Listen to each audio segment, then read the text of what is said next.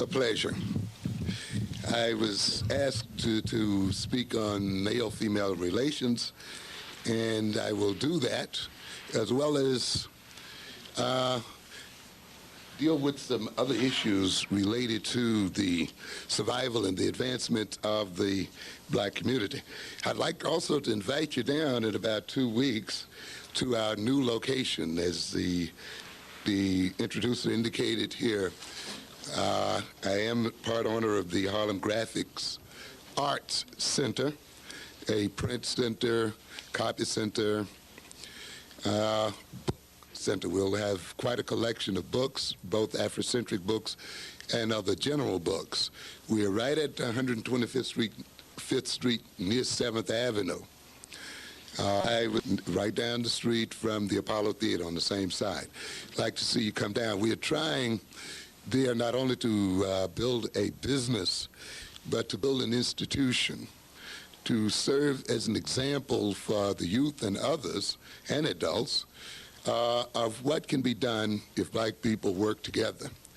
We recognize that it's necessary for us to build an economy to provide jobs for ourselves and for our children, and this is our first step in doing that. We recognize that we must get access to our own monies and use those monies to our advantage as people. And that's what Harlem Graphic Arts is about. We will also give courses there that will provide education that is relevant to the black community as well. So I hope when you're down in that part of the woods, you'll come by and see us. We'll be happy to see you. Now, we're going to talk a bit about man-woman relations. The thing that we have to recognize, of course, is that the relationship between men and women, or between a man and a woman, is not an isolated situation. That the way you love one another, the way you love your girlfriends, your boyfriends, your husbands, your wives, your children, is rooted in a political, social system. Love, it just does not flow out of your heart. You know, and it's just not natural like we tend to think of it as being. It is influenced by your own experience as an individual, as well as by your experience as a people.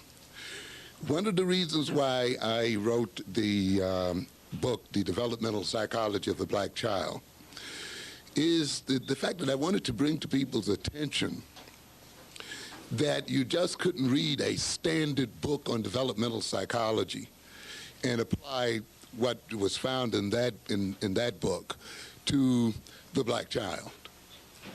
Because black people have a unique history. It is the history of the black child is not the history of the white child. The history of the black parent is not the history of the white parent. The political, social position that black people are in this country is not the political, social position of whites. The psychology of black people flows from the history and experience of black people. If you went into a psychologist's office, he would want, or she would want, to know your own personal history, because it is only through understanding your personal history as an individual that your behavior can be understood. A psychologist or psychiatrist could not take the history of another individual and just apply it to you and say, well, I know this other person very well, so therefore you must behave this way too. And the values they have and the ideas they have must be the same you have. The only difference between you and this other person is that they have a different color from you. That is not the way psychology is built, ladies and gentlemen. You can only be understood as an individual in terms of your own history and experience. When we talk about then the psychology of black people, we must understand that psychology in terms of the experience of our people. You cannot go and get a psychology from another people whose history and experience has been different and just impose it upon yourself. You will create problems. And therefore, I looked at the history and experience of black people and talked about psychology in those terms. We must talk about education in those terms, business in those terms, and anything else that is relevant to us in those terms. We must recognize that the love relationship between the black mother and her child, between the black father and his child, between the mother and the fathers and the sisters and the brothers in the black family is shaped by the political, social situation in which we as people live. And that has to be taken into consideration. So love, you see, under those circumstances, does not just flow up out of the heart. It's influenced by social political circumstances. If there was a difference in the family in terms of who was the darker or who was the lighter or who had the good hair or who had the bad hair, that means that racism in the political social system has entered into the parent. And the parent then transfers that racism, even in the way he or she relates to the children, onto the child, and creates in that child then an attitude toward itself and toward the world that flows from being in a particular social political position. You see, then, when the white psychologist talks about the parent and the child, they can talk as if it is the relationship between the parent and the child that makes the child what it is. However, when we talk about the black parent and the black child, we must talk about that black parent's relationship to the white world, that black parent's political position in the world. How black people have been dealt with in this society must be considered. And all of these things influence, to a good extent, how that black parent is going to relate to his or her child, what they're going to say to their children, how they're going to prepare their children for life, how they are going to express their love or not love toward their children. So then you must understand then that love, what we call love, is shaped, created, and maintained by social political systems. Therefore, as you will see when we go through this lecture, you must see how then your social life and existence itself is going to influence the way you relate to your husbands, to your wives, to your boyfriends, to your sisters, and to your brothers.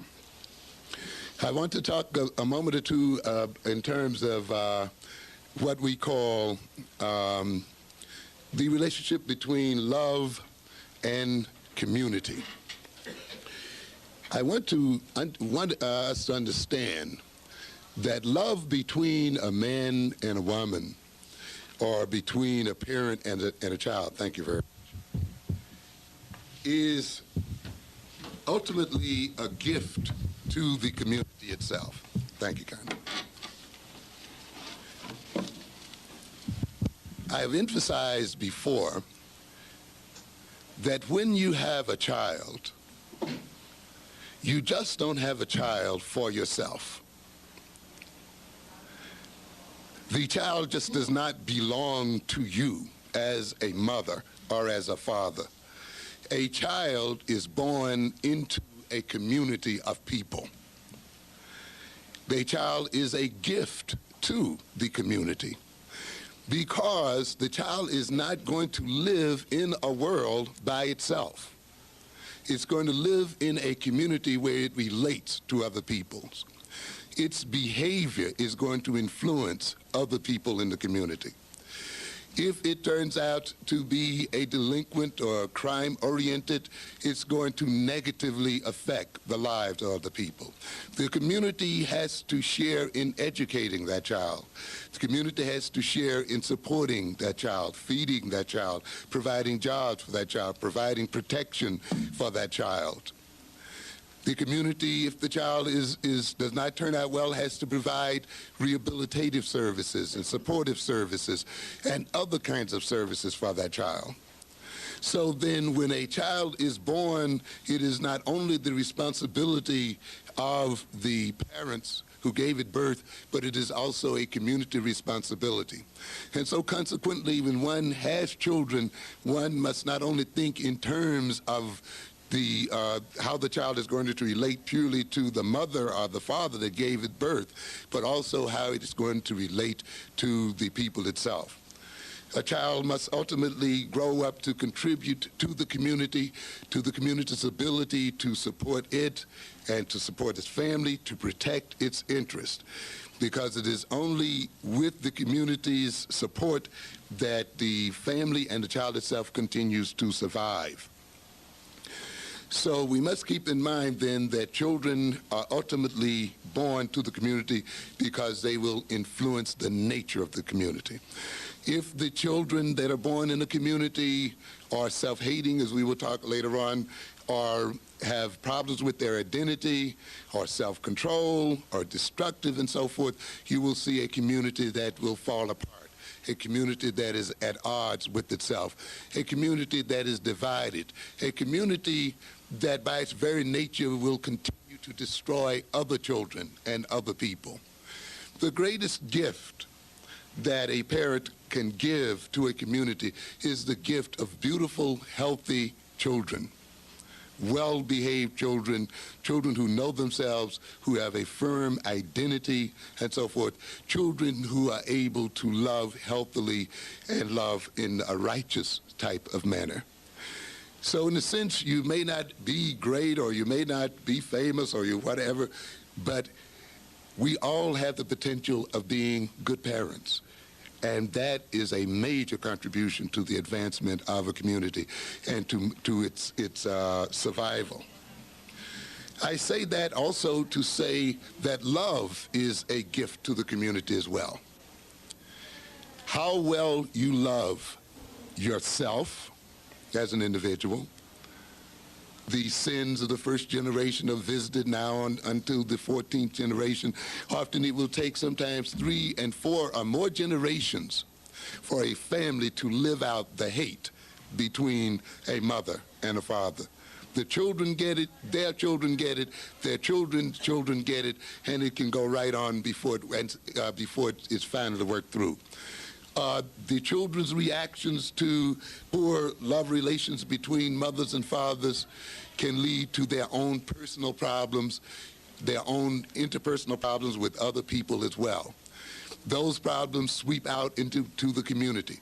Children suffering from a feeling of a lack of love from their own parents may then deal with that by becoming delinquent in their behavior, by not reaching their own potentials, by not functioning in schools the way they should, by themselves getting into trouble, by themselves becoming impregnated at a too early age, and so forth. And this in itself affects community services, community resources, the kind of community that the individual lives in.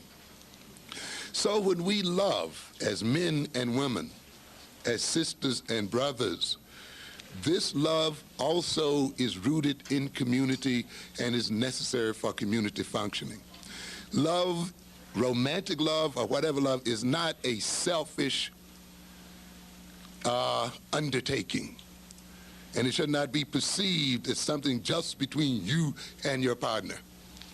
It moves beyond that. It's going to influence more people than just you and your partner.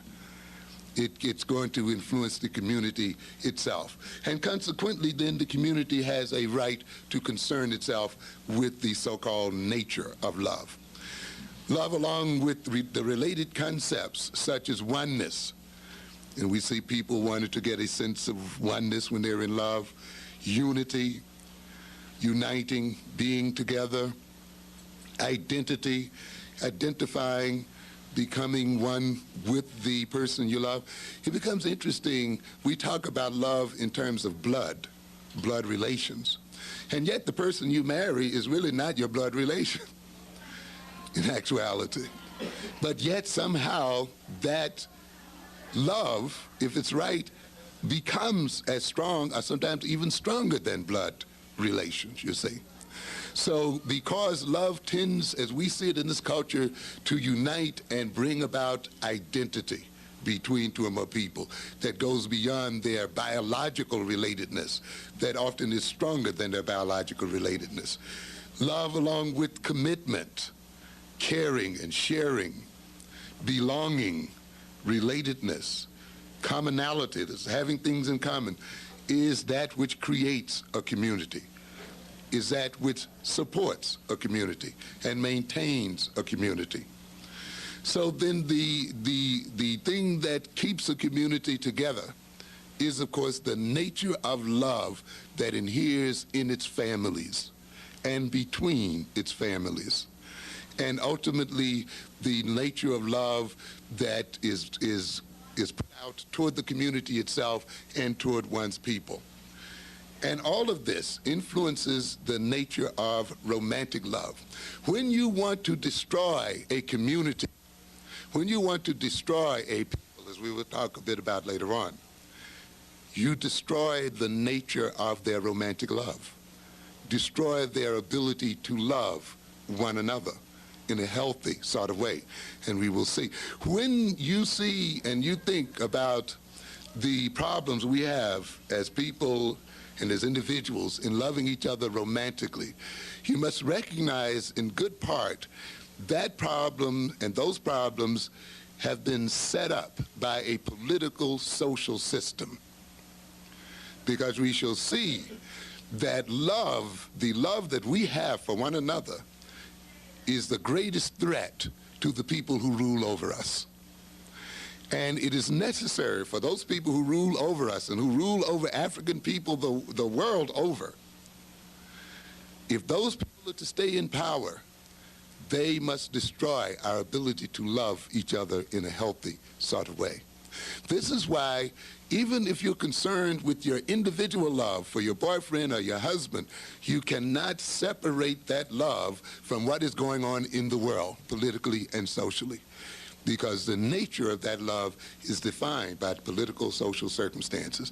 And if you can't understand why you have problems in your love relations, perhaps a good part of it is because you have not taken time to understand the nature of the political, social situation in which you live, because you have been made to think that your love is merely the concern of you and your partner and not rooted in what is going on in the world. Love is a part of the world you live in. The community ultimately defines love anyway. You see, many of us are raised in this culture, and we've been raised to think love is something just natural and just flows out of living. I'm speaking now particularly of romantic love. But actually, you have to learn how to love. Love is taught to you. You teenagers, you're being taught what love is. How are you taught that? You're taught it by listening to these records all the time. And you hear your idols singing about love. You make me feel so good. I can't eat. I can't sleep. I can't live without you. And then what do the people say? I must be in love. You see? And, I can't go on. Here's my heart. Don't break it. You see, my life has no meaning, and all of these kinds of things. And you read what? Poetry. And of course, many of you in this age now where you're writing from the city of love and from the street of this and so forth. I've forgotten my old rhymes when I was a kid. We all wrote those things. You look at TV and you see Dallas and you see Knots Landing and you see show after show after show. And you think you're just looking at entertainment, but actually they're teaching you what love is, or what love is about, how you're supposed to feel when you're in love, you see. If you feel this way, if you can't eat and you can't get him off your mind, if you dream about him all the time, if shivers run up your spine when you see him and all that, that means you're in love. In a sense, if there was no one around to tell you that, you wouldn't feel it. You wouldn't feel love. Now, romantic love, believe it or not, is only, in this culture, about 200 or 300 years old. Prior to, say, the 1700s, people didn't marry for love. In fact, they saw love, what we call love, as a terrible basis for marriage. They fought against it.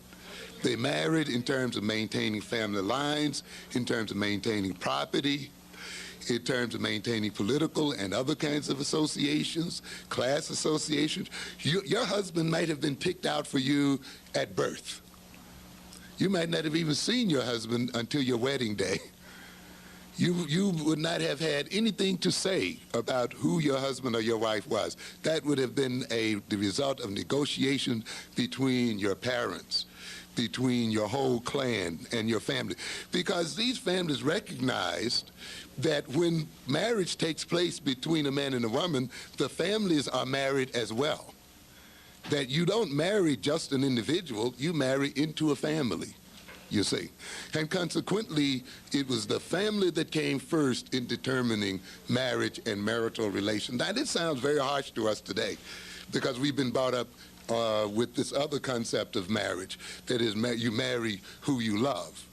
But we can trace the history of marriage based on romantic love.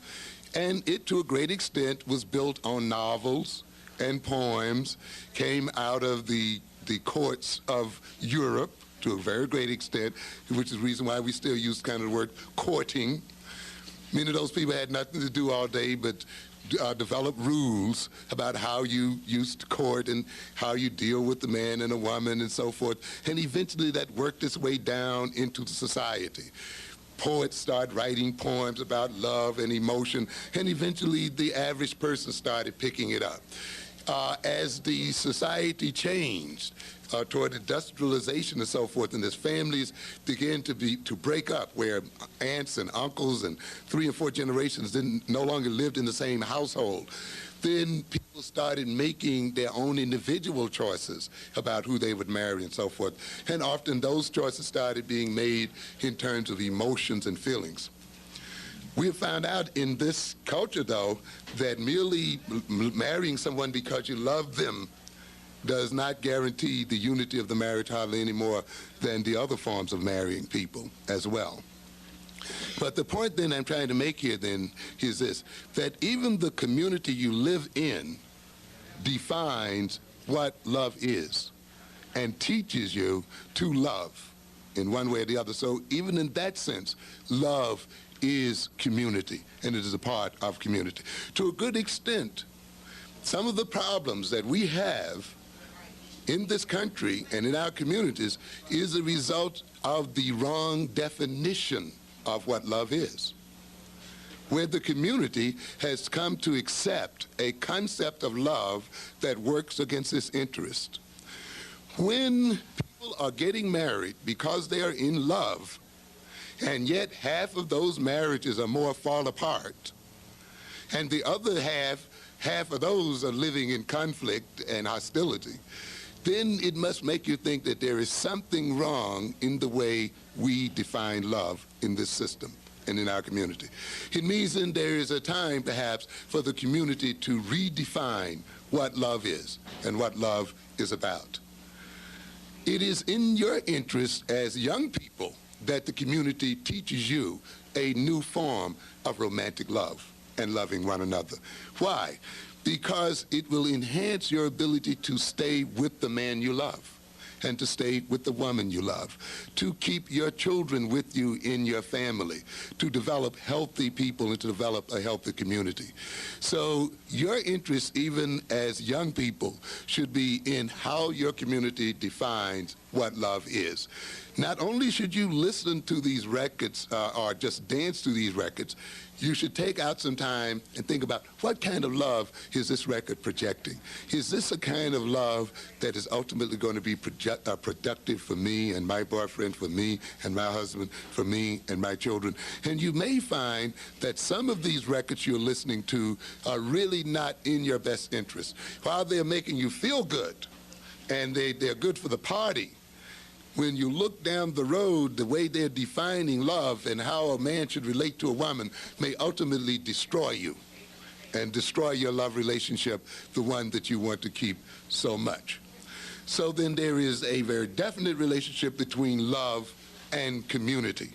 And the community itself has a very deep and abiding interest in what love is and how love should be defined and expressed. I want to indicate here then some things about the consequences of what we call the love instinct. Freud has a very interesting theory of what he calls the id. We won't go into detail there, but however, he sees the id as containing two major instincts, along with others. A love instinct, what he calls sometimes eros, and a death instinct, you see. And we'll see in a minute what he meant by that death instinct. And it's a very paradoxical kind of theory once you think of it, particularly about the death instinct, the idea that people also have an instinct that moves them toward death as well. But when you get a little chance for some heavy thinking, I think you might see it's not as paradoxical as it sounds. In a sense, we are born to die, and in a sense, we die from living. So death is almost a side effect of living. So they are kind of intrinsically related, one to the other. But love, let's look at the love instinct and how that instinct is expressed. Certainly, it's expressed sexually, and certainly it's expressed in terms of reproduction. So love and sexuality are closely related because they lead to the maintenance of the species and the reproduction of the species. Love involves the preservation of oneself. If you love yourself, you love your body, you love who you are, you love your family, you love your man, you love your woman, you love your community, you want to preserve those things. You want to see them grow and develop. And this is, of course, what the love instinct does. It not only, though, preserves the self, it preserves others. You want to preserve the people that you love. The love instinct expresses itself in procreation, in the giving of birth, in reproducing. This is how, of course, we maintain the life of the group itself. Love also is involved in growth, because life is about growth. It is about development. It is about transcendence. It is about enhancement. It is about fulfilling one's potential. The child, the little baby, is filled with potential. It is born a few inches long, but it has the potential to grow feet long, you see. It's born then at a certain level of mental activity, and yet there's a potential of great intellectual growth, social growth, psychological growth, and all types of growth. Love will permit this potential to express itself, to actualize itself. So you can see love is an enhancing element, a growth element, a developing element. Love then that exists in a community is the element that makes that community grow and develop and fulfill its potential. When a community is shrinking and falling into destruction, you can bet there is an absence of the right kind of love in that community. When it is falling in upon itself and the people are killing one another, hurting one another, or destroying one another, you can bet it is because the love instinct there has been misdirected or is not functioning in the way it should function. Love, of course, is geared towards survival, protection, and liberation, freeing people instead of restricting them. It moves toward discovery, goodness, and healing. Love is reconstructive. It repairs the individual. It rebuilds the individual and stimulates growth and development. Love is elation. And I'm sure this is the side of love we hear most about, isn't it? Elation, euphoria, feeling good. Love has its own natural high, its own euphoria. When you're loved by your family, you love, and when you love your family, when your family has permitted you to grow and develop and fulfill your potential, when your community is concerned and cares about you and shares with you and you do the same with it, when you can sit down and not be afraid to walk the streets of your community, Not be afraid to speak and say hello to people on the streets of your community, when you can have a decent conversation without feeling you have to manipulate someone or someone manipulates you. There is a beauty and there is a euphoria about that kind of feeling. There is a tendency to smile and a tendency to be happy and a tendency to be free and a tendency to be honest and open. This is what love does when it operates well within a community itself. It takes you beyond yourself. That is, it is what we call transcends. It moves out beyond. You glow, and people pick up your glow. Your love becomes infectious, and people reflect it back on you, and you reflect it back on them. And therefore, you feel good. It feels wonderful to dance and to sing and to be even a little silly sometimes and to joke with them sometimes and to play with people that you love. And it just makes you glow with health and glow with happiness, and it's a beautiful kind of thing, and you naturally want to stay with your people. You naturally want to be around your community. You naturally want to be a part of its movement forward and so forth. So love has in it a built-in beauty and glory, a built-in euphoria. We're going to see then that love can develop from love. I think Whitney Houston has a song out now. What's the title of it, the current one? I know you know it's very popular. Pardon me? The Greatest Love of All. And part of it is said, she found her love when she found what? She found herself, and she found her love in herself. You cannot love, as we shall see in a moment, others without self-love. You cannot be filled with hatred and hostility toward yourself and love somebody else in a healthy manner. You can only get to know other people through knowing yourself. It is through the self that you reach others. You will only, though, get to know yourself if you're surrounded by people who love you and love you in a healthy sort of way.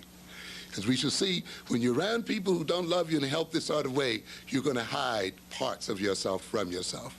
You're going to become blind to parts of yourself. You're going to be caught up in the emotions of hatred and hostility and revenge and resentment, and your energy and your attention is going to be caught up in those nasty emotions, and you're going to be a nasty person as a result thereof. And as I'll show you in a minute, you're going to be able to love. You're going to be able to, with all of this nastiness, because nasty people do fall in love. Okay? Hateful people fall in love. And we'll see. But we'll see in a minute, it's going to be a peculiar kind of love. It's going to be a love, ultimately, though, that's going to destroy them and the people they love. Many people, I would say a large percentage of children and wives and husbands are destroyed in the name of love. I'm doing this to you because I what? Love you. And yet when you look at what's being done, it's often projecting hate, but hate covered with a veneer of love. So then love that comes from love permits the self and other people to develop. Love that comes from love is liberating. Love that comes from love permits other people to develop their potential. We will see later on that love that comes from hate is love that's destructive, is love that restricts, is love that's possessive, is love that makes the other person a servant of oneself, is love that ultimately degrades other individuals. You see, so in a family, a child has to be raised with love and in a loving sort of way, so that when it loves, it then will create more lovely people and lovely children. Let's look a moment then at the hate instinct. We talked about the love instinct or the life instinct, and now let's look at the death instinct. And there is a death instinct within us. Freud talks about it as saying, in man there's an inherent need or desire for him to return to his origins. We, of course, are people, our bodies are made of the earth. Some of you, of course, are familiar with the Bible verse, dust thou art, and to dust thou shalt return. And so he builds his philosophy to a degree by saying then, ultimately, the end point of life is a returning back to the earth itself. And of course, there are philosophical issues that this implies. But I think what is more interesting is how the death instinct is expressed. We saw earlier that the love instinct is expressed in many different ways. So is the death instinct. Let's look at some of the consequences. The death instinct expresses itself in terms of hate. That's an expression of death. When you hate somebody, you also often want to do what? You want to kill them. You want to destroy them, hurt them, make them feel pain. So death comes through you onto the other individual.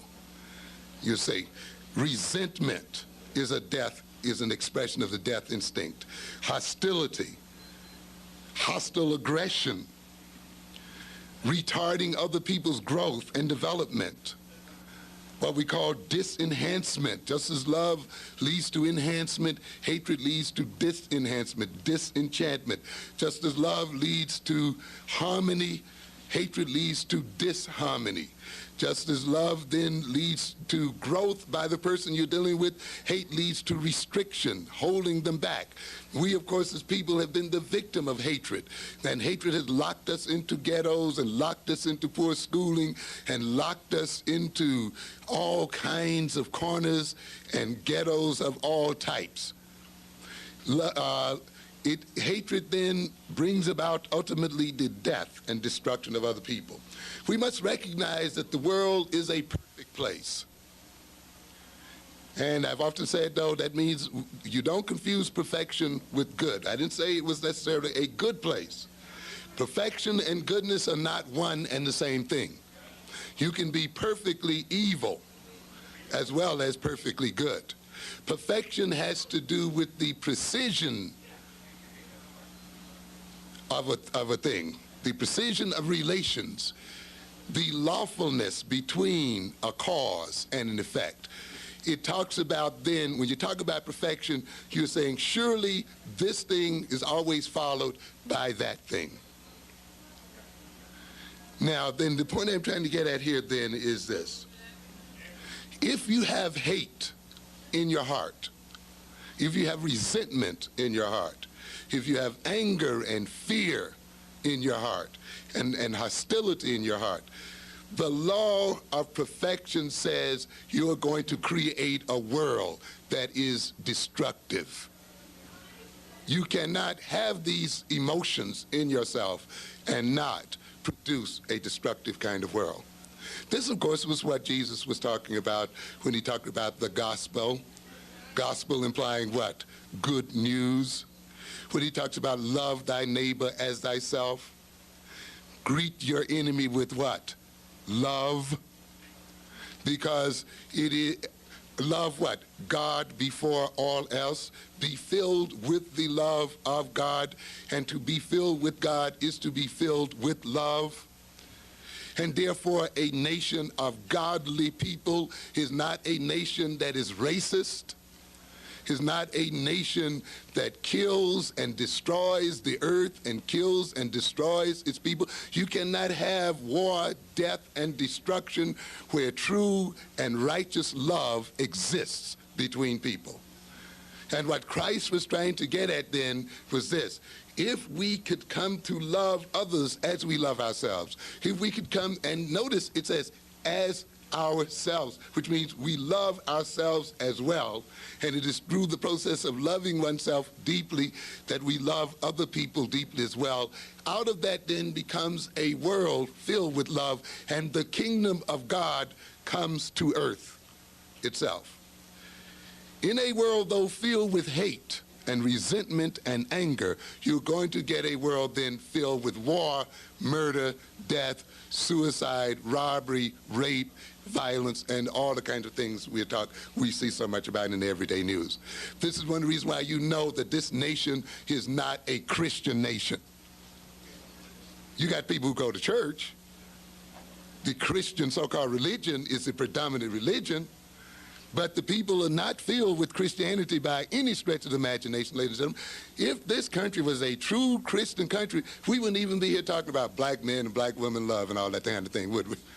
We wouldn't even be talking about our problems as a what? As a race and as a people. Because that kind of problem would not exist with people who truly love and had the love of God within them. But it is because we don't have that love that we have the kinds of problems we have today.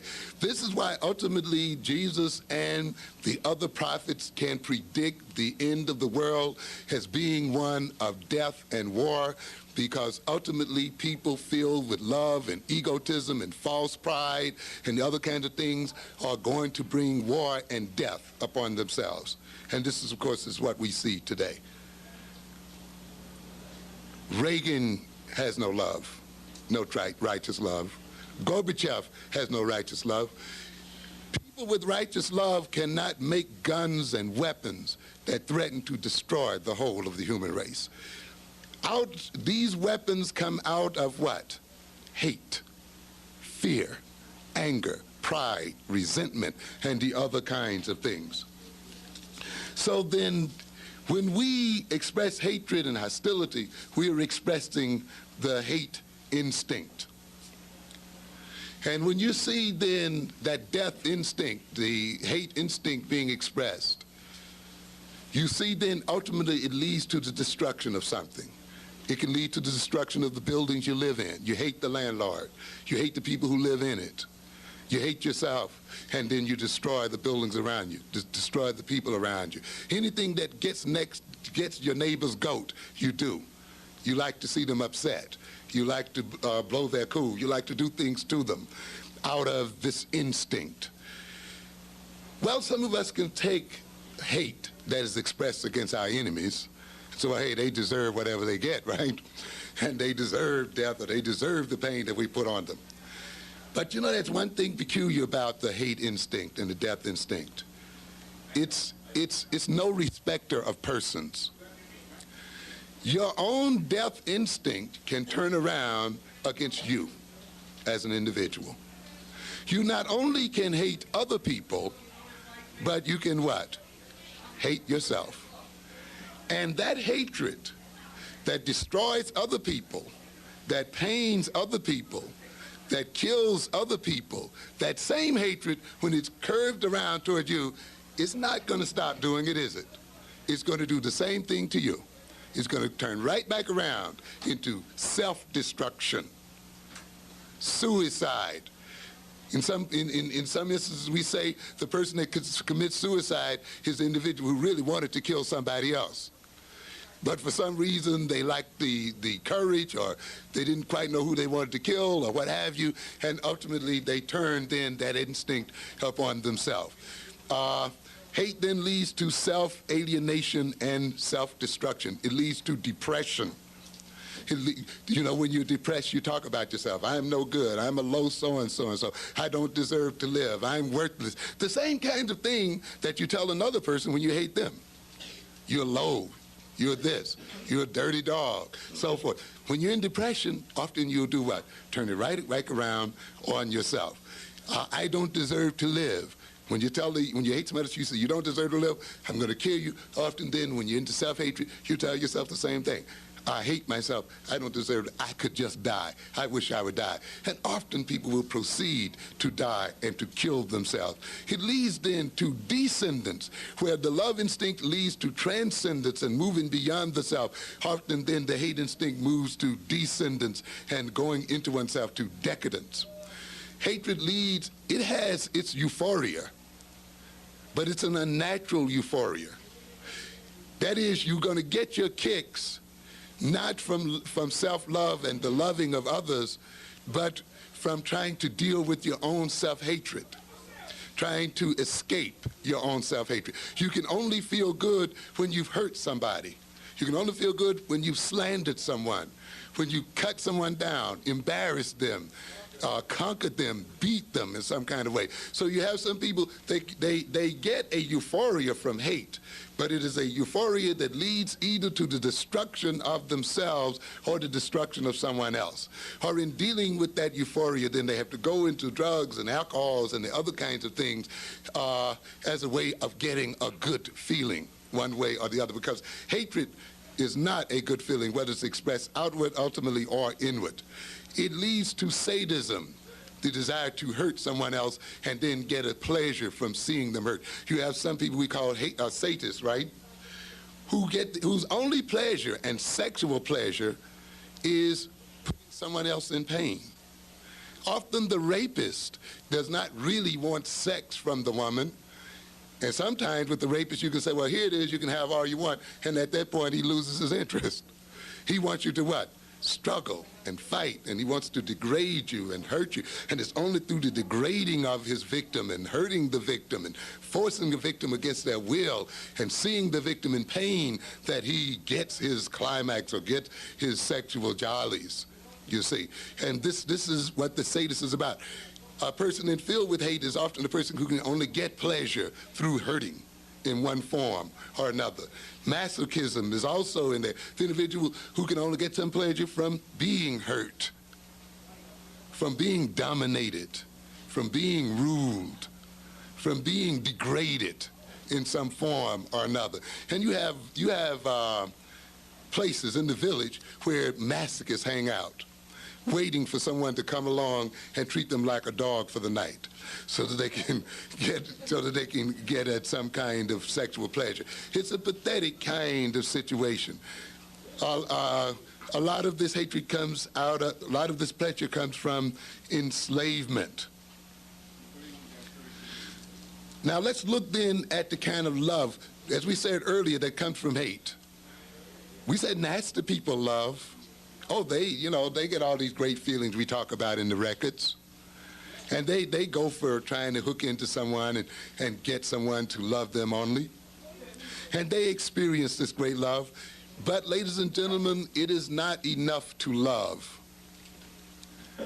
The love must be based on the right foundation. One of the reasons why so many marriages are falling apart today, even though the people, when you see them on their wedding day, they say they're getting married because they love each other, is because they love each other for the wrong reason.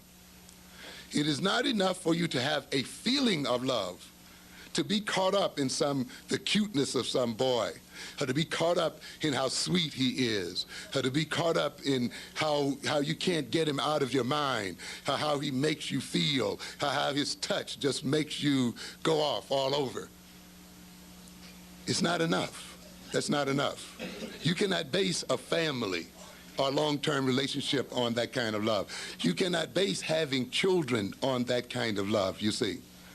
You must stand back and look and see upon what kind of love, on what kind of roots that love is growing from. And you may note then that that love is growing out of hate, that love is growing out of resentment, that it's growing out of an unhealthy situation. And even though you have this great feeling and this great longing and this great need, those feelings and those longings and those needs will ultimately destroy the one you love and destroy the children that you claim to love. Because a love that flows out of hatred is a love that's ultimately selfish and self-centered. Is a love that ultimately does not give the other person humanity and does not recognize them as an individual. This kind of love is a love where you love yourself, but you can only love yourself at the expense of destroying the ones you love, only at reducing them in some form or another. Love that comes out of hate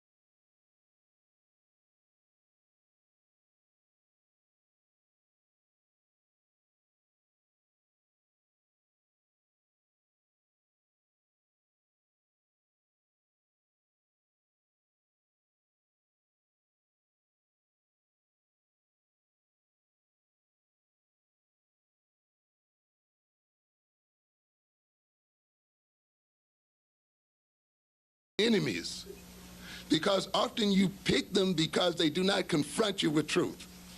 They do not confront you with your reality. They help to maintain you in your own self-deception. They don't say, hey, you're wrong, you're destroying yourself. It's terrible. Often we get rid of those people. They make us angry. Hey, I'm having fun. You blew my high, man. You know, you blew my head. This person hanging around here, they not smoking and partying with me. You put a wet blanket on the whole party. And of course, the thing you're running from, of course, is that they may be pointing out how foolish and self-destructive you are. But you don't want to face that right now. So what do? You move toward people who support this. So the self-hating person falls in love, surely, and experiences love, surely. But 9 times out of 10, they're going to move toward a person who maintains their self-destructiveness. A part of the problem with the black love situation today, ladies and gentlemen, is that we have been duped into self-hatred by the European. You see? He's made us hate our heritage, hate our skin, hate our hair, hate our noses and our lips. He's made us hate Africa itself and the whole African heritage. He's made us hate being black as individuals. So consequently, we're going to love somebody who doesn't remind us of who we are and what we are, you see. And we move then in our love toward people who can help us what? Escape from that which we hate. And that's why we will often love our enemies if those enemies can take us away from ourselves. That's why we love our overeating. We love our over-sexing ourselves. We love our drugs. Anything that does what? Takes us away from our situation, we love it. And you will see, ladies and gentlemen, when you're in an oppressed situation, your world must be reversed. The European is 10% of the world's population, but yet rules over the other 90%. Europeans have no real natural resources or whatever, real natural wealth in their land, but yet they're the richest people on earth. Japan has no natural resources whatever, but yet it is seen as a powerful nation. These nations can only achieve that by maintaining the other 90% of the world in a state of deception, in a state of craziness and madness. That's the only way it can be done. You can only be robbed when you're deceived and you don't know what to do with the wealth that you have. And this is the community we have here today. The black community here, if we looked at it as a nation, would be the 10th or 9th richest nation on earth, but yet you call yourself poor. You don't want to educate your own children using your own money. You can't build your own schools and build your own universities and build your own nations. Not because you don't have money, but because the love you have makes you spend the money with your enemy. And you spend it then with the pusher and with the other person, and they make you feel good, and you love them because they supply you with this. And this love then, of course, takes you away. And you hate the people who don't supply you with that, even though they're your best friends, you see, and you attack them. So then this self-hatred that has been introduced into the black man means that often, if we do not clear this self-hatred out, we will love each other, yes, but the kind of love we have for each other will often end up destroying us. It will destroy our children, and we see many of our children are destroyed in the name of what? Love. Many of you youngsters will have children out of wedlock before you're prepared to have children, before you've grown in wisdom and knowledge. Why? Because what? I love him. He loves me. I wanted to have someone I could love all to myself. You got to know how to love. And sometimes you haven't grown enough yet to know what real love is about and how to truly love an individual. Love is not just a good feeling. It is about more than good feelings. As I will show you later, heroin makes you feel good too. Crack makes you feel good too. All kinds of destructive things make you feel good. And so if you love simply because you feel so good, then you can still love in a way that's going to destroy you and destroy the people that are with you. So it's not enough for you to have a baby for a boy because he makes you feel so good when you're with him, or because you have this great feeling. You see, it's deeper than that, and it involves more than that. People then who have not come to terms with their self-hatred are people who are going to love in a way that's going to destroy them. In order for us to be ruled over by this minority of people, we have to be backwards. Our minds have to be turned backwards. As I said earlier, this people who rule us today, we are a minority people in the world. We're not, we are a what? A majority people in the world. We're not minorities. There are many, many more black people in the world than there are white people, ladies and gentlemen. Many more. However, we've been deceived into thinking of ourselves as minorities. The European countries are dependent on us. We're not dependent on them. They must get their mineral resources from Africa. They must get their oil from Africa. They must get their diamonds from Africa. These computers and these technological instruments you see here today are only made possible through the minerals taken from the southern tip of Africa itself, because the minerals and metals are not found in this country at all. Up to almost 100% of the metals and other things that make space probing possible, that make satellites possible, that make jet planes possible and so forth, come right out of the soils of Africa. And yet we see Africans over there starving to death, ladies and gentlemen.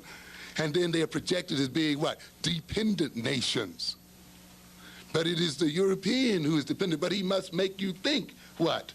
That you are dependent. It's the old con game, isn't it? Yeah. This is the only way a minority of people can rule over a giant. You see, it's by conning them. It's like, you're the weak one. You're the dependent one. You need me. You can't live without me. You can't have all these TVs and this stuff if I didn't exist in the world. And of course, when you think that, you then submit and give your wealth away and hand it to them and let them have it. And then they, of course, use that same wealth against you to destroy you, to restrict you in various sorts of ways. So we must be, when you're filled with self-hate, your mind is reversed. What it means is this: you will love the things that destroy you, and you will hate the things that advance your growth. And you watch and look at your behavior. Look at the behavior of your compatriots and watch if what I'm saying is not true. I hate to read. I hate to study. I hate to learn. Oh, but I love to party. I love to smoke. I love to drink. I love to screw. I love to, ho. And all the loves often you will find will be loves that what? That don't advance you one bit, and yet you can't get over them. You're addicted to them, you see. But the things that lead to growth in wisdom, knowledge, you see, self-understanding and self-discovery, healthy relations, self-control, all those things are hateful. But this is the only way a minority can rule over a majority of people, is by turning their minds backwards so that they love the things that destroy them and hate the things that move them forward. In order for these people to rule over us, we must hate learning. It has to be built into us. We must think that we can't do math. Because you see, if we do math, if we were into learning, if we were into research and into thinking and into, real philosophical ideas and abstractions, we would defeat those people. They know it. So consequently, what they must do is rob you of all of these things so that they may stay in their place. And you'll see that even in the man-woman relationship. A man often robbing the woman of any intellectual growth, any personal growth, any knowledge, any wisdom, because he sees that as the only way he can rule over her and maintain her under control. And if she shows that she's growing and developing, he gets angry and resentful and hateful. I tell many of my students sometimes, my female students into my classes at the college, before you get through being educated, many of your husbands are going to leave you, or your family's going to break up. And of course, some of them get angry. What? Who are you to say to what? So-and-so. But I know the nature of what? Many of the men you deal with. Jealousy. You're hanging out with those college boys. You see, or now you're getting too smart, or now you're trying to move past me. And I've seen women who had to leave college because the husband is giving them such a hard time, or the boyfriend is giving them such a hard time, or he's hanging out in front of the school, or going through all kinds of changes. I've even seen families have their children removed out of the college because this is the first one in college and they are wrestling with this one maybe moving in some kind of way. And so in almost all kinds of blocks are thrown in that way, even if it means keeping up noise or disrupting them in some form or another. Often then they destroy the individual. We love those then who keep us from realizing our self-hatred. You see, one of the reasons why we get so euphoric when we're in love is that by focusing our minds and our energies and our obsession upon another person, by trying to live through another individual, by trying to make that individual our total world, by idealizing that individual and making them some goddess or some god, we think by that it's going to lift us up beyond who we are. It helps us to avoid knowing who and what we are. It keeps us from hating ourselves. Through their love, we come to love ourselves. And in that sense, that's why we get stuck on them. We feel that we need them. And when they leave us, we experience what? Depression and suicidal kinds of drives and so forth. Because that self-hatred, which they've made us escape from while they were with us, now comes back to haunt us again, and we get involved. Some people get drunk, and some people actually commit suicide when their lovers leave them, you see, and so forth. So often then, this love, this euphoria that we feel for other individuals is a euphoria based on the fact that they have taken us from truth and taken us from reality and taken us outside of us. That's one reason why we say love is what? Blind. Blinds the individual to reality. So that person you're in love with is not, and who claims to love you back, particularly if that love feeds your self-hatred or helps you to escape your own reality, is not doing you a favor. As a matter of fact, they are part of the problem. That is why often the ones we love are the ones who what? Hurt us and destroy us. In a way, we almost set ourselves up for it when our love is based on unhealthy roots. The consequences of the fear instinct. There's also fear there as well. We often hate the things we fear.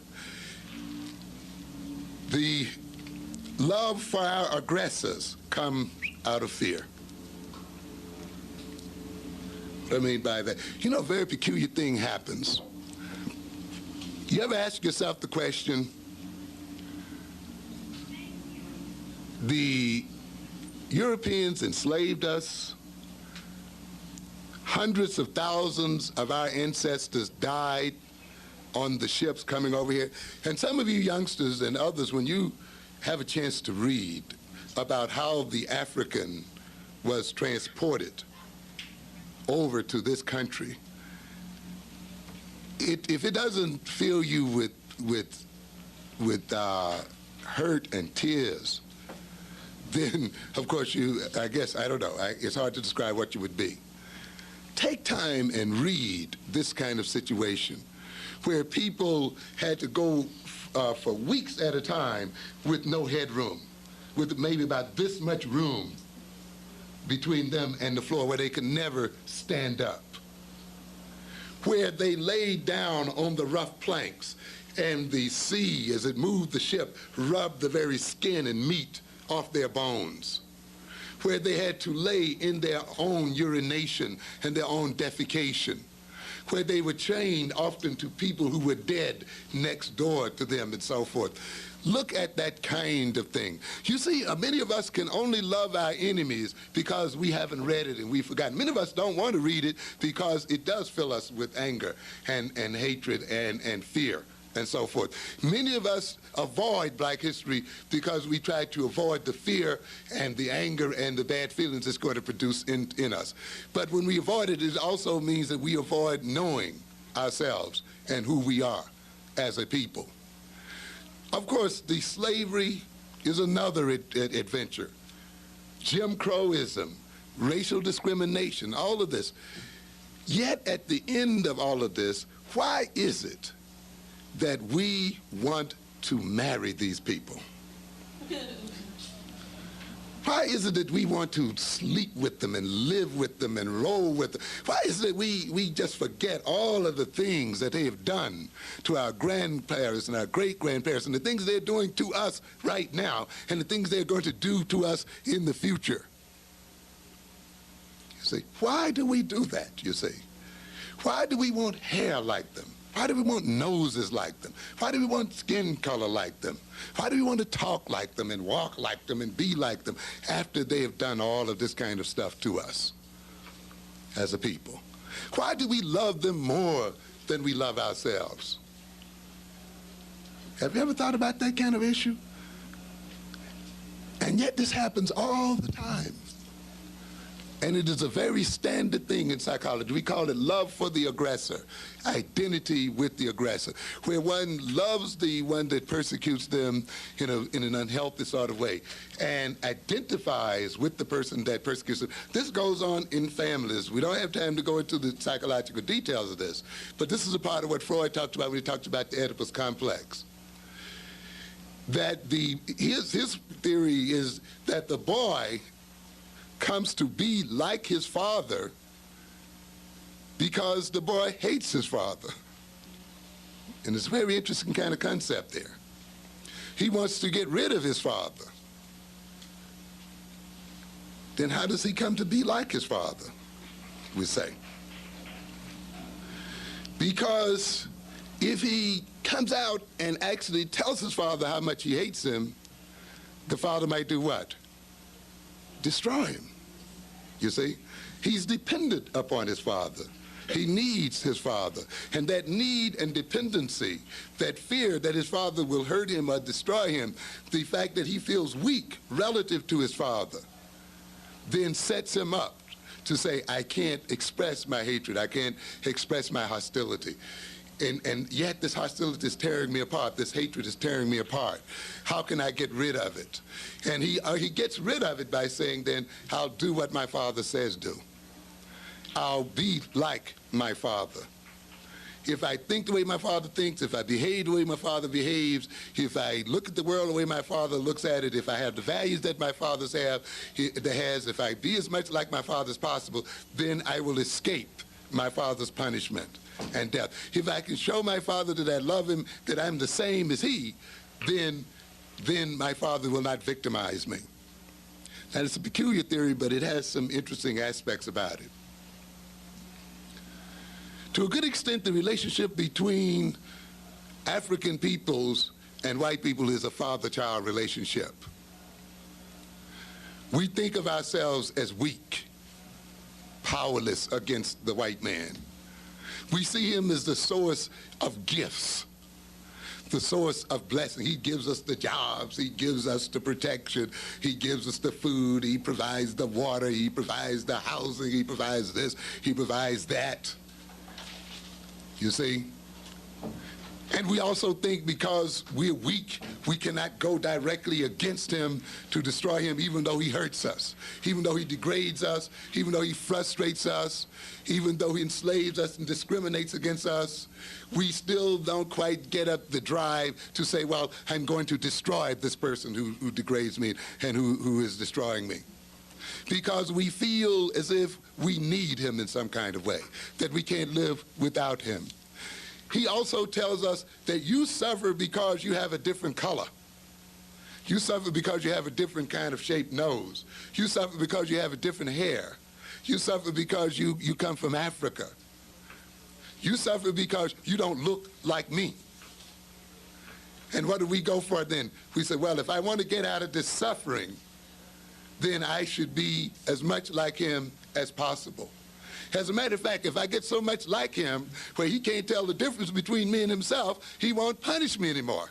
I will no longer be, what? A victim.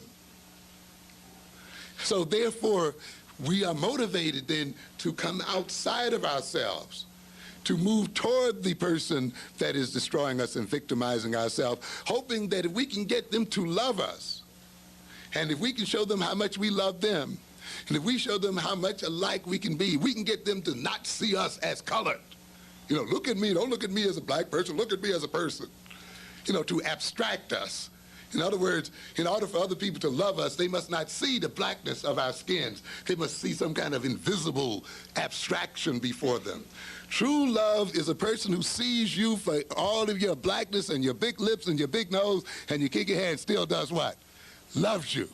If they got to remove your hair and they can't see you standing before them as a black person, they don't love you, ladies and gentlemen. For a person to say, I don't see you as black, how can you not see me as black? I'm standing right in front of you. But this is the kind of thing we want these people to do, to abstract who we are.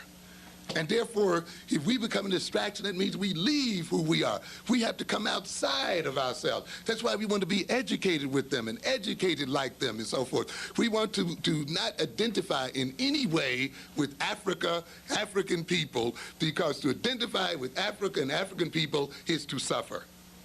So consequently, we even come to hate ourselves and come to hate our people and come to love the people who destroy us, but it's an unhealthy kind of love.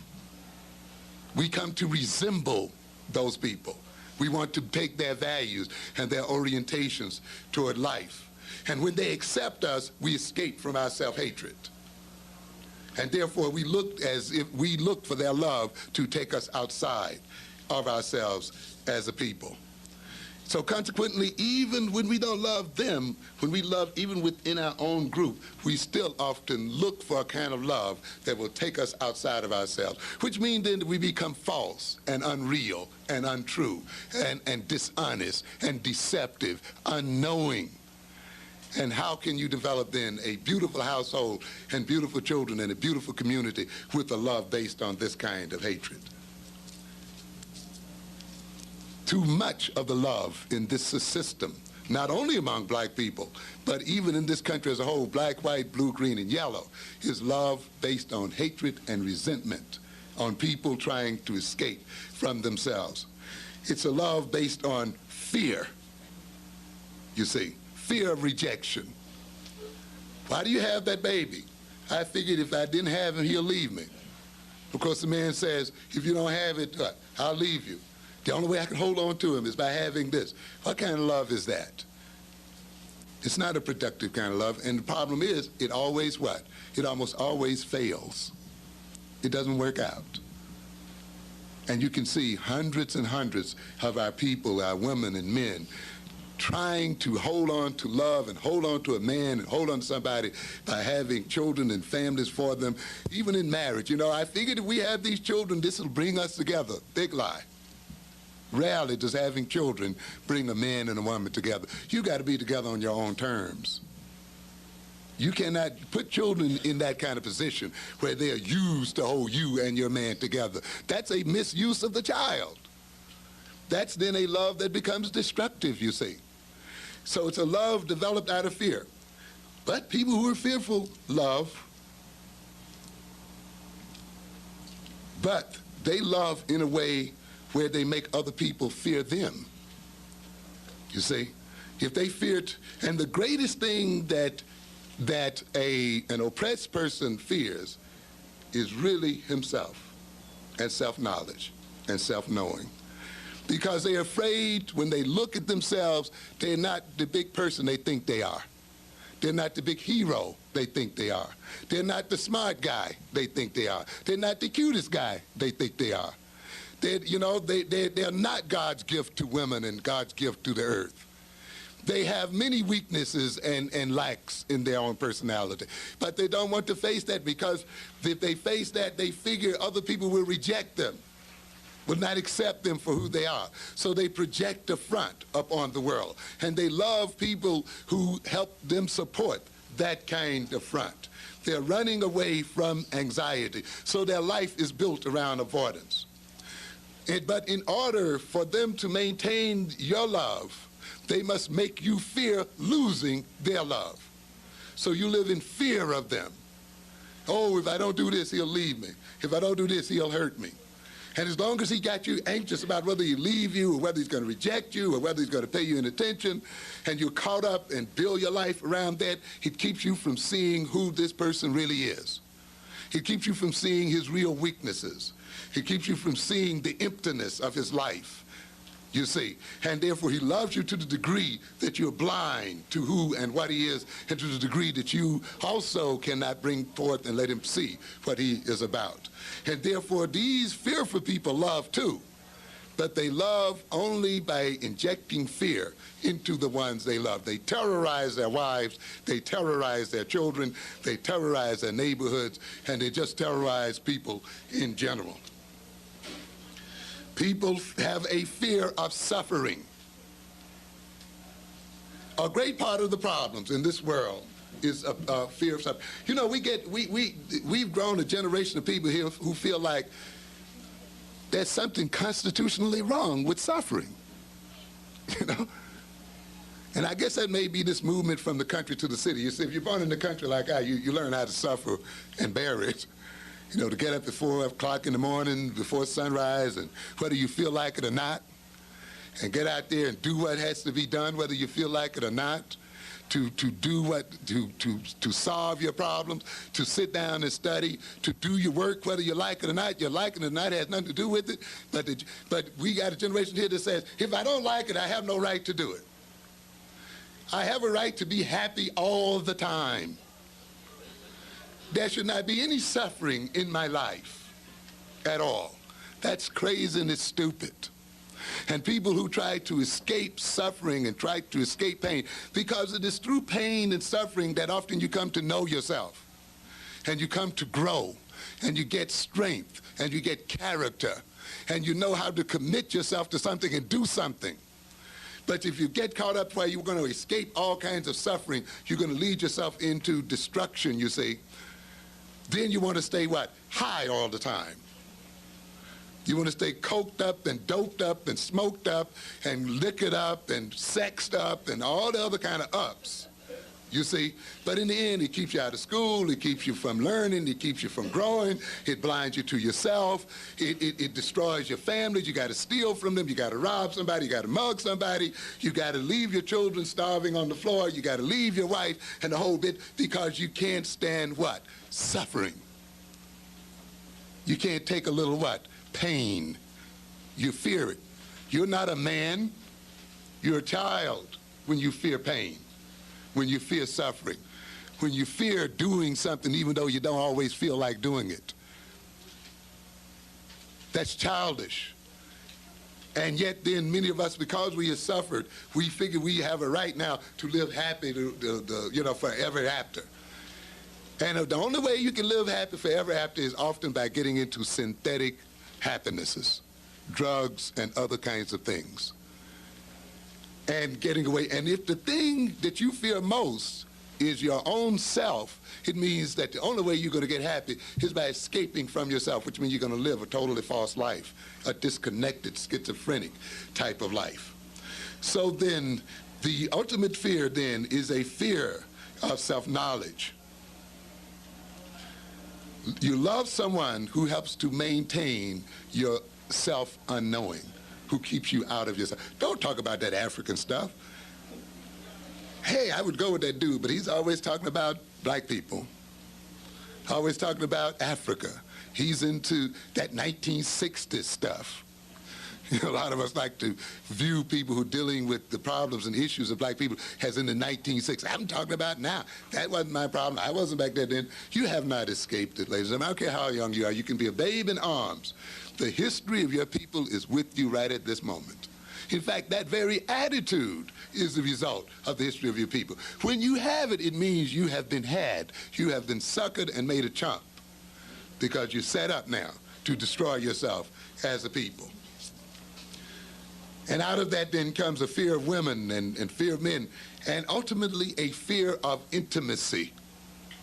Why do people, a good part of love, you see, involves opening yourself up to somebody, letting them see your weaknesses. No, I'm not all Mr. Man. I'm not all Mr. Right. I tell you in a minute, I'm no saint, okay?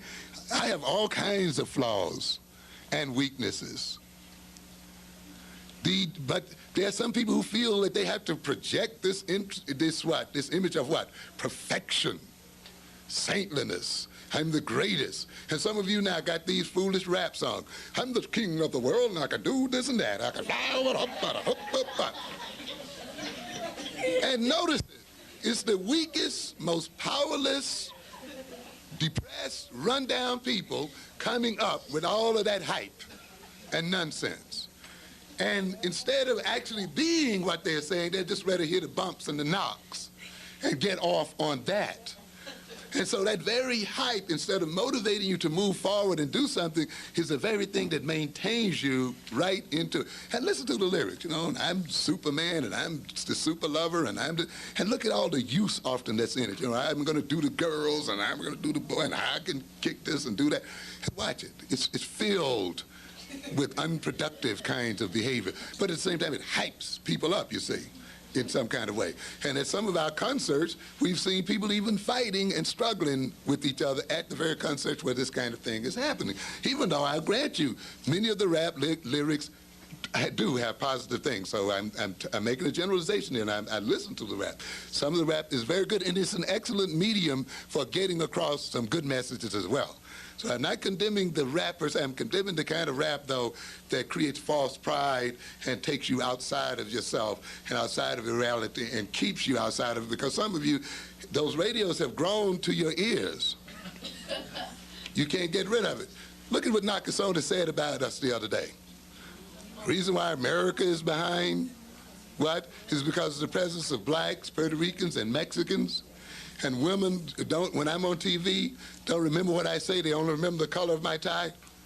These are the people, though, that you keep in business, and watch the arrogance come out of them. Still seeing us like what? Dogs and children.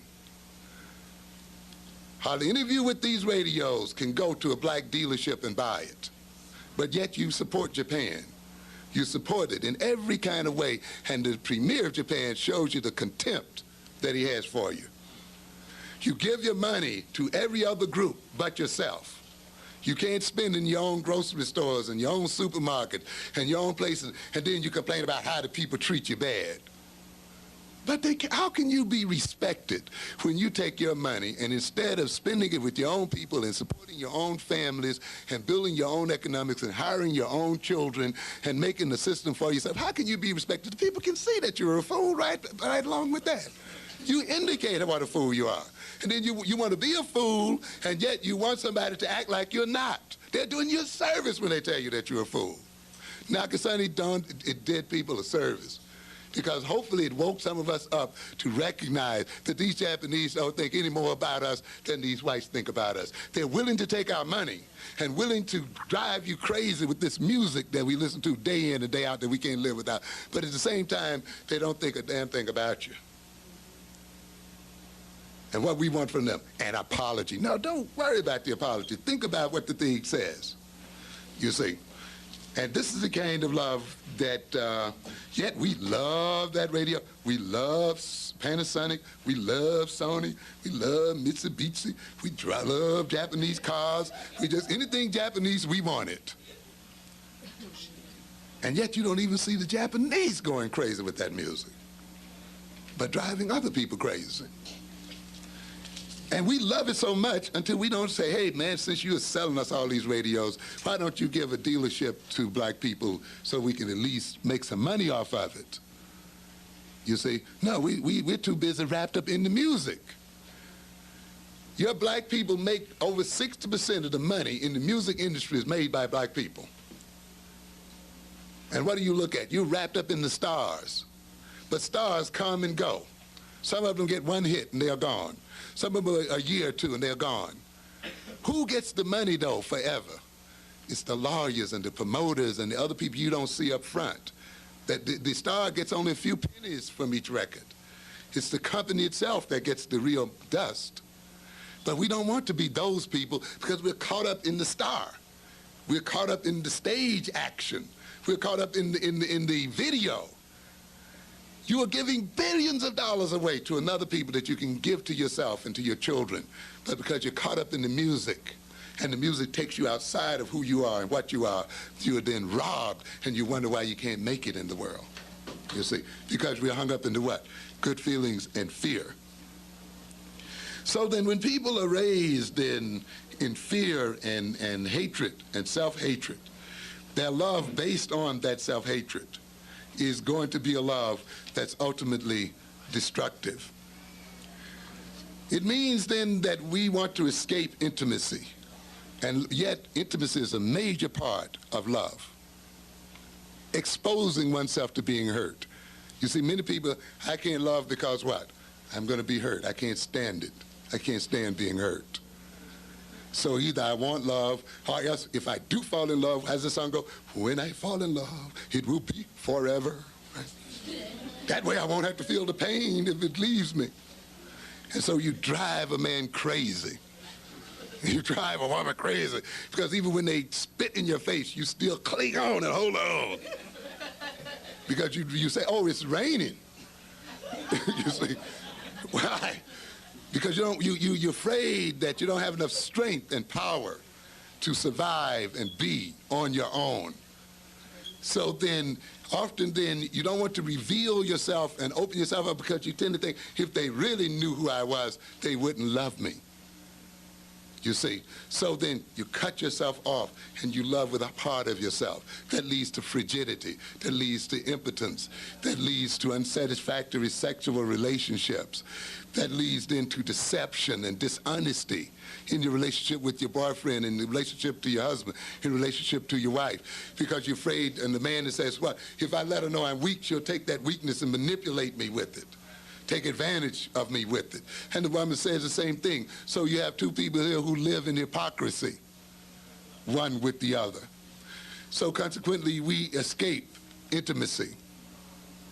These people then who love out of fear and hatred, then fear being self-revealing, because it makes them vulnerable.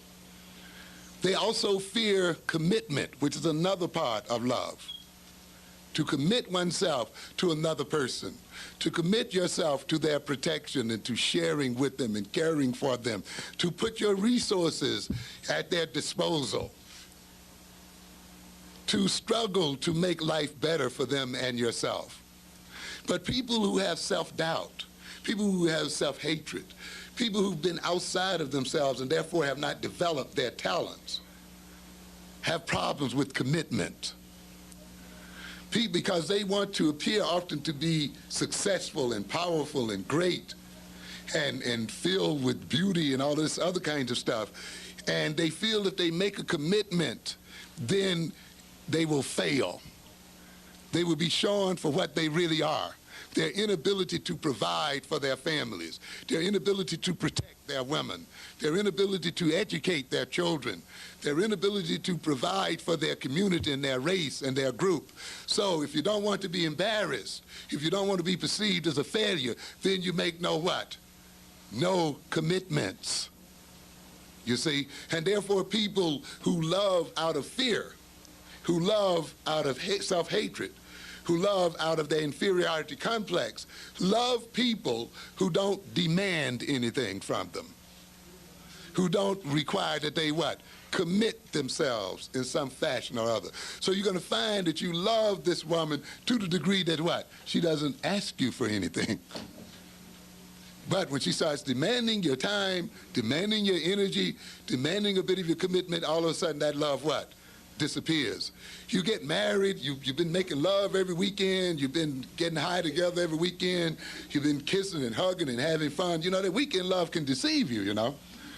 Because many people, when they get into the weekend love, they figure, oh, well, when I get married, that just means 7 weekend days per week. You know, it's just going to be love and sweet beauty every night. But it doesn't work out that way, unfortunately. And when that child arrives, then you begin, what the heck have I got myself into here now? I've got a whole life now to take care of. I got a wife and a family I got to take care of. And all of a sudden, it's not as much fun as it used to be. All of a sudden, it's the stuff is not quite as good as it used to be, you see. And you get a little bored with it, and you get a little tired of it. And the woman starts asking, when are you going to get a job? When are you going to feed the baby and bring some diapers here and move to a better place? And you start hating her for that, you see. And you think she's unfair. And you want to beat her sometimes, or leave her, or do something else. And sometimes you desert her. Because now your weekend love has turned into reality. because now you're forced to make a commitment, and now you're forced up against the reality of yourself because you have to question, can I do it? Do I have the talent? Do I have the abilities? Do I have the education? Do I have the drive? Do I have the ability to take the suffering and go through with it like a man? Or is it that I've been so much in love because it didn't require any commitment on my part? I've been so high all the time. I've been having so much fun, I didn't take time to develop these kinds of things. Now the woman tricked me. She brought me into this. Now I hate her for it. The children are out after me, you see. And this is the kind of love then that comes from fear. And this is one of the reasons why we then hate intimacy, because often, many times, even your woman or man doesn't want you to be intimate because their love depends upon their idealization of you. Oh, you're the greatest. I've never had it like this before.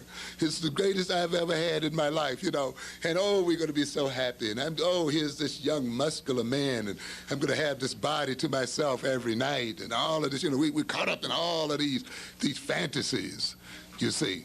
And he's caught up in this fantasy, his own fantasies again. Oh, I'm going to have this at home waiting for me, cooking dinner, taking care of my children while I tip out and get a few more pieces somewhere else. However, I'll still, you know, I'll still make it. She's not going to complain too much because, you know, if I love her right and everything, she'll like that, you know. You know, all these kind of fantasies that we put in to each other's heads, you see.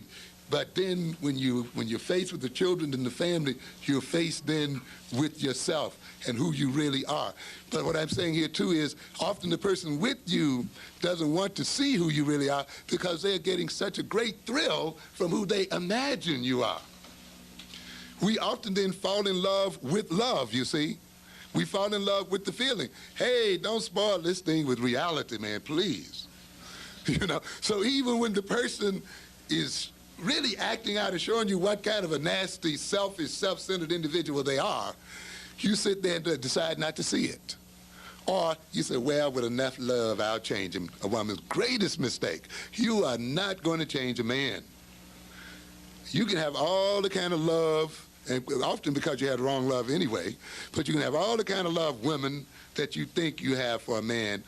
Do not deceive yourself. It is very, very difficult to change a man.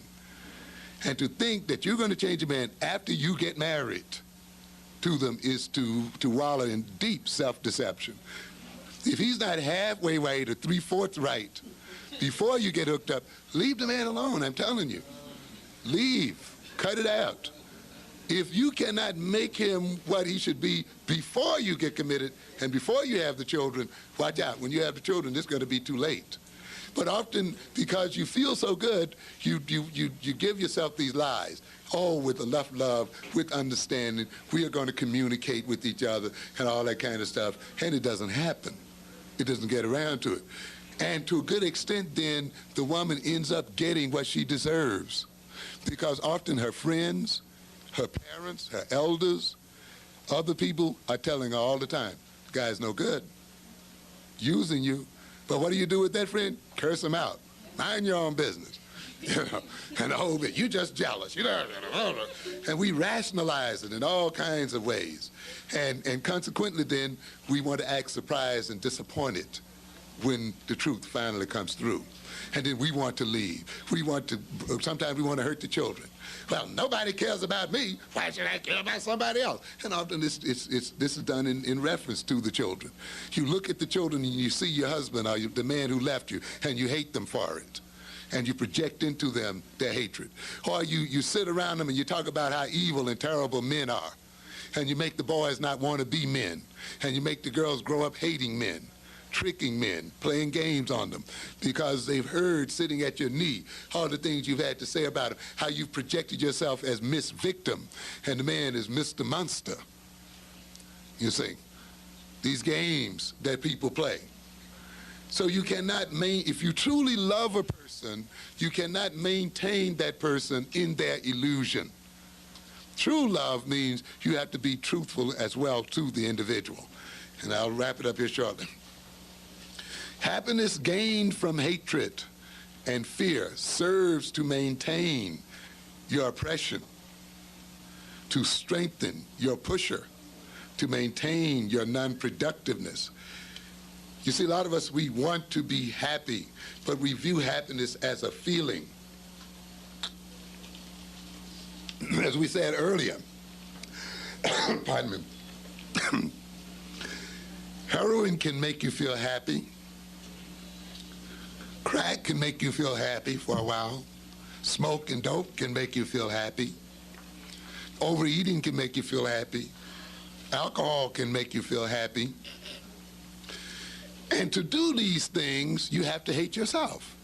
To sit and watch yourself become enslaved to a drug, to watch yourself become degraded where you have to sell your body in order to get a few seconds high, to go through beggary, to have to rob, to have to steal in order to get a moment of what you call happiness, to take a man's abuse, to take his degradation, to get what you call a few moments of happiness, means ultimately then that you are serving that person.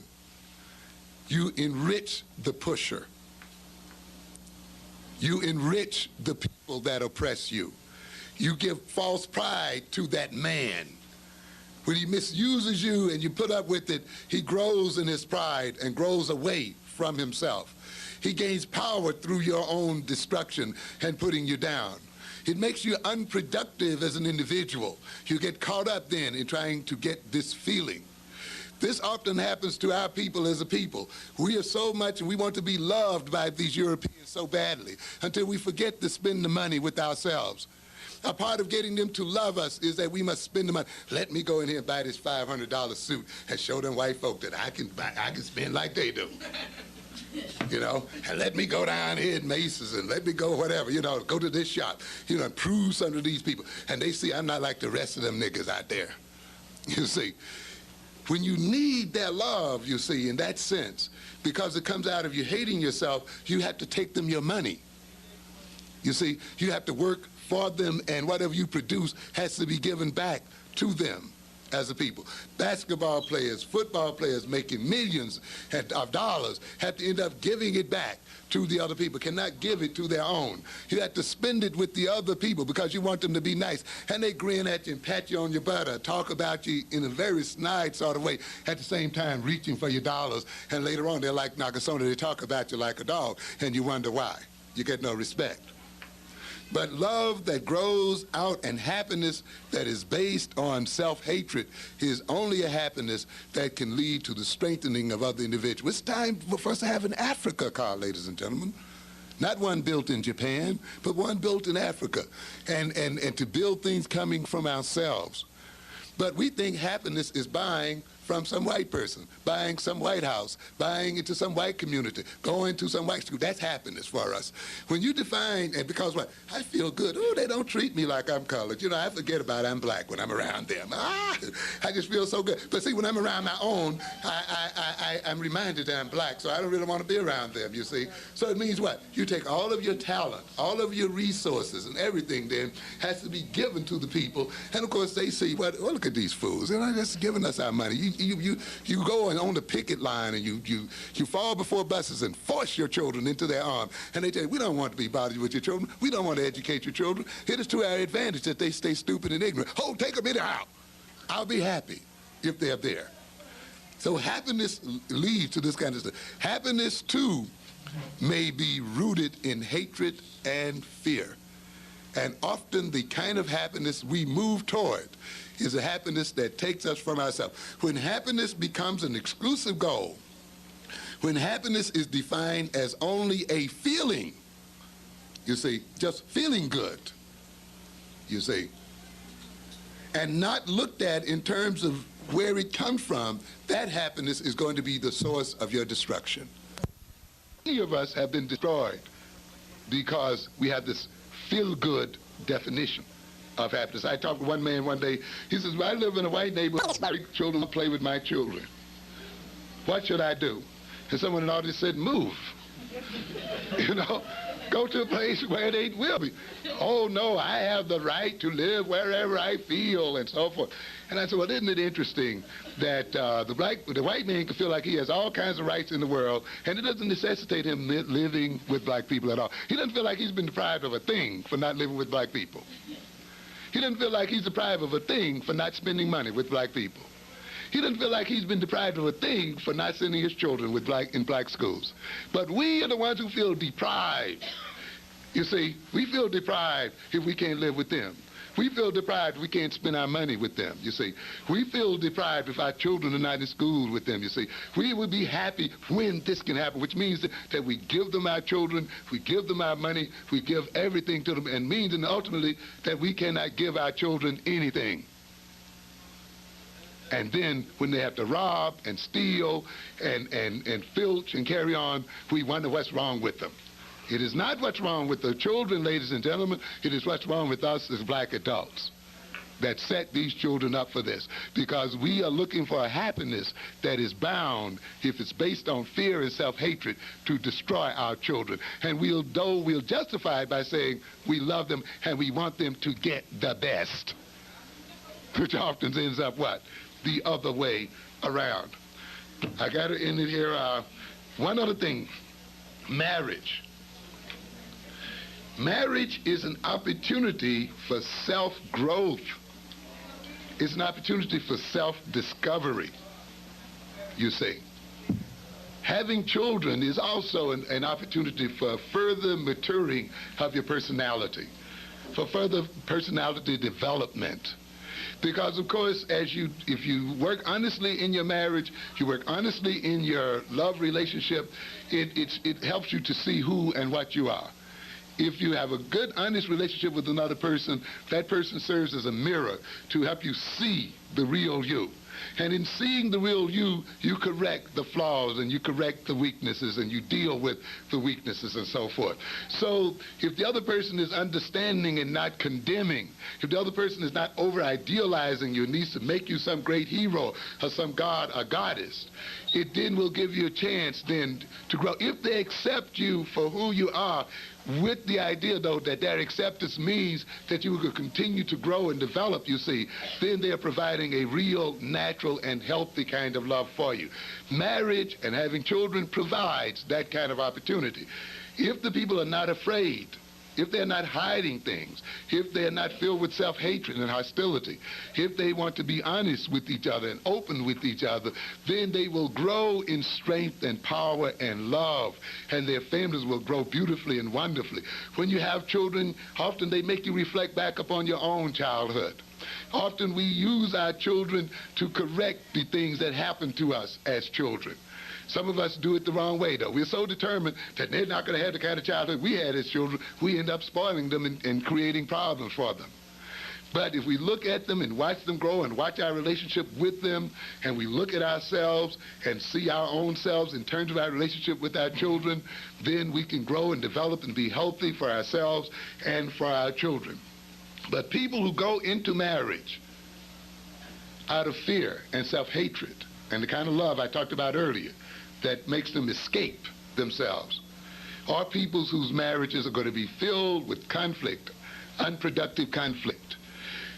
Quickly, you have a lot of kind of loves that destroy marriages now. Let us say, often when you go into a marriage trying to defend yourself and defend your weaknesses and so forth, instead of coping with them and solving them, what is your defense becomes an offense against the other person. You have the narcissist. You know, many of us, nobody loves us, mama don't love us, white folk don't love us. Because white folk don't love us, mama don't love herself, daddy don't love himself, he hates us. And now, if I'm going to get into love at all, I'm going to have to do what? Love myself for myself. But often you see that's not a healthy kind of love, it's a narcissistic kind of love. And many people move into that. This kind of love that many of our people have, by the way, because we've been made to feel inferior, and often the way we get over feeling inferior is by inflating who we are. And that's a part of the rap tradition you see in some people there. These people who really feel weak must project the image of what? Being superhuman, super lovers, beyond life itself, you know, beyond law, a law unto themselves, and everybody else is subordinate to them. as people. This narcissistic love. He can only love then, narcissistic love is only possible if the other gives up their individuality and rights for the benefit of others. I've seen some African types, by the way, those who go into African tradition, also go in it with a narcissistic motivation. I am the African king. And the African woman is to support her man and not object to anything he says. And she gets identity totally through me. She must live for me. Her whole identity is with me. This is what the true African woman does. Doesn't save your marriage, I'm telling you. And many people holler, and I get people who are into Afrocentric tradition, ladies and gentlemen, who call me, who have problems with their marriages because they're trying to live some kind of mythical African concept. Or the woman is what? I'm the African queen, and my man is supposed to do this, is supposed to do that, and live for me, the whole bit. Unrealistic. Totally unrealistic. It's a narcissism. Often people jump, you see, to be Africanist in orientation is fine, but you got to be an Africanist also for the right reason. Many people have jumped into African nationalism and jumped into the African tradition, not out of true love, but out of reaction. The white people hate us, they never love us, so let's jump back and be African. If they did love us, I wouldn't have to be this, you see. So it's a reactionary kind of thing. And you see it then expressed sometimes even within a so-called African-oriented organization. Love is only, and the narcissistic woman, love is only possible if I can sacrifice myself for you. You know, I'll die for you. I'll, give up everything I have for you. And I live exclusively for you. And what's yours is mine, and so forth. You give up your own individuality. But a narcissist can only love somebody who gives up everything for themselves. And they can see love operating on this. Then we have the dependent types. I want to be cared for and protected. I've been robbed. A lot of us as black people love out of deprivation. We've been deprived of freedom. We've been deprived of housing. We've been deprived of schooling. We've been deprived of love. We've been deprived of this. And what are we going to do? We're going to find this man who's going to make up for all of our deprivations. You see, and we're so deprived, and of course the men are willing to oblige you until they get a piece, right? Oh, baby, I'm everything to you. When you love me, I'm going to be all the whole bit to you. And they'll go along with that for a while until it's enjoyed. Then after a while, though, that kind of love stops. You're everything to me. Ladies and gentlemen, another person cannot be everything to you. And the idea of moving towards somebody who's going to be everything to you is a sign of madness and craziness. But yet there's some people who are caught up in their needs so badly. They have so many strong needs till the only thing they can think about is what they need. Now, the other person is only supposed to bow to what they need. You don't love me unless you supply what I need. You should be happy to what? Serve me. That's the way the narcissist is, You should be happy to even be hooked up with me. You shouldn't ask for anything else. And some of us think that way. Oh, man, if I could only just hang out with him and love him, I'd be happy. I won't ask for nothing else. Crazy, but you will ask for something else in the end. I want to be cared for. So many of us want to become children again, and many black women get into this thing. I want some man that can permit me to be like the white woman because that image is, she's cared for her husband, protected, the white man, have all that. So I want this kind of man, but at least unrealistic kind of things, You must recognize your man is in bondage.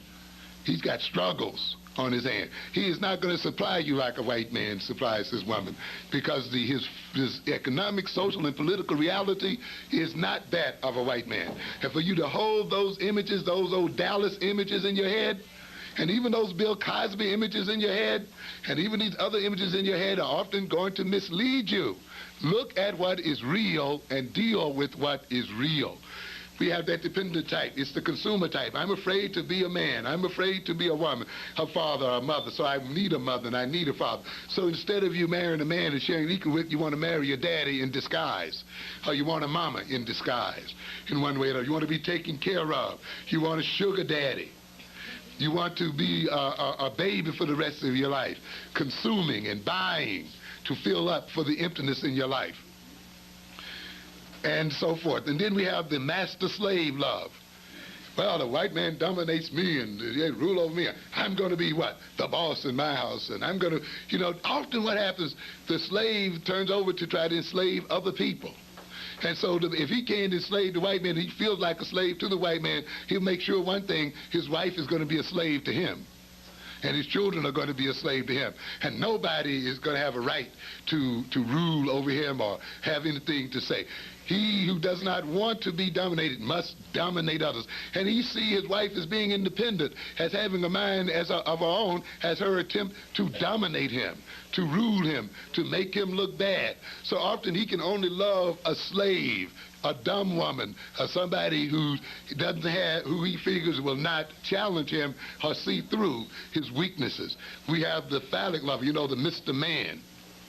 He's totally man. You see, he has no femininity in him whatsoever. You can love me to the extent, and I'll love you only to the extent that you make me feel that I'm a man. Very difficult. Ladies and gentlemen, for your attention.